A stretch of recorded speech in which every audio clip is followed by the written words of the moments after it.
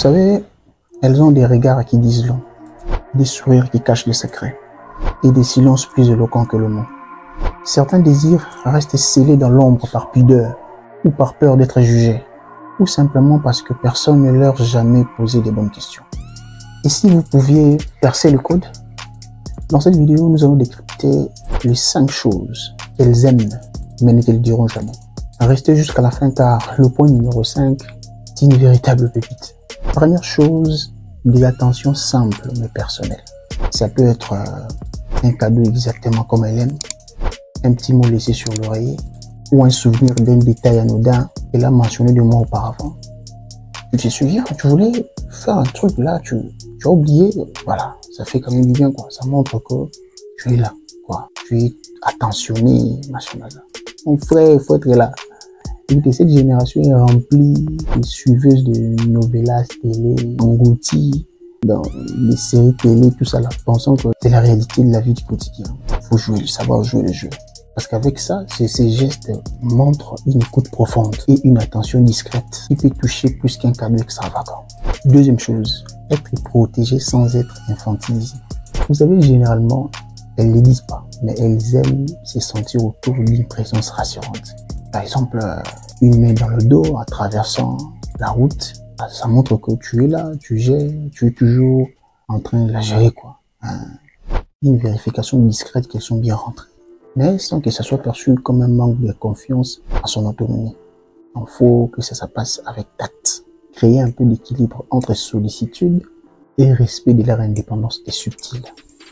Ce qui nous ramène aux troisième chose, des compliments inattendus. C'est pas trop complimenter parce que tout existe.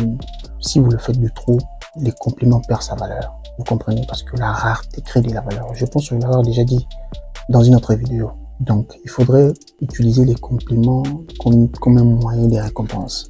Si elle se bat, vous sentez vraiment qu'elle fait des efforts, vous complimentez. Mais complimentez pas sur son physique. Non, non, non. Complimentez sur des choses pour lesquelles elle doit fournir d'efforts pour avoir. Vous comprenez? Je ne sais pas si je me fais comprendre. Bon, si elle est belle physiquement, qu'est-ce qu'elle a fait pour être belle? Bon, sauf que j'exclus ceux qui sont artificiels là.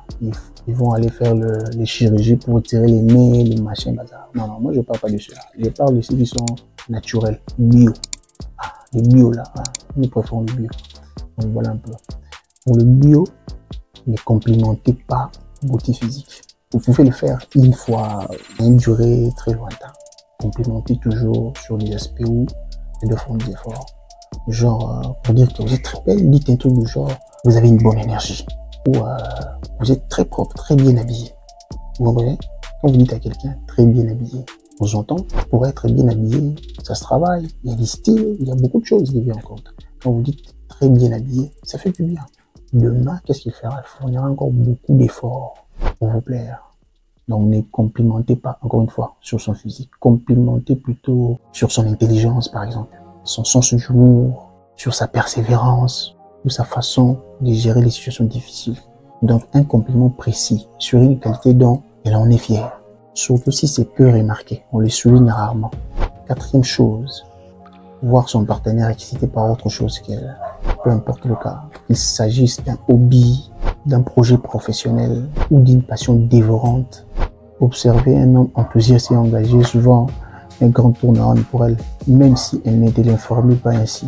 Soyez des forceurs, des batailleurs, suivez vos rêves, allez courir derrière quelque chose. N'abandonnez pas vos ambitions. Si vous abandonnez vos ambitions, vos rêves, votre direction, votre passion pour elle, elle vous quittera pour aller s'accorder, s'accrocher à quelqu'un qui a suivi ses rêves et ses directions. Considérez-la, prenez soin d'elle, mais n'oubliez pas vos rêves. Mettez toujours vos ambitions, vos rêves en priorité. Et la cinquième chose, pas entendu, des moments de silence complice. Pas besoin de parler constamment. Vous savez, généralement, on a peur du blanc. Quand vous discutez avec quelqu'un, vous sentez que personne n'est dit mot. La plus grosse bêtise que nous commettons, c'est de vouloir combler ces blancs en disant des choses à tout temps pour éviter de l'ennui. Des fois, elle a besoin des vides. Vous êtes là. Peut-être sans rien dire, mais vous êtes là. Elles ne sont pas dans des raisons. Logiquement, ça paraît incohérent, ça paraît un peu insensé, permettez-moi le terme, mais du moment où vous êtes dans la raison, dans la logique, elle est dans l'émotion ou dans les émotions.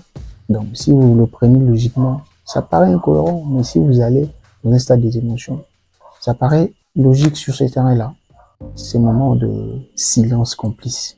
Ça peut être peut-être pouvoir partager un trajet en voiture, un repas sans emplir l'espace de bruit, juste en profitant de la présence l'un dans l'autre, des signes de confiance profonde. Merci d'être arrivé jusque-là. Donnez-nous vos avis en commentaire. Je les lirai et vous répondrai personnellement. Parce que les gens comme vous le savez, il n'y a pas d'eux. Et il n'y en aura jamais. Peace out.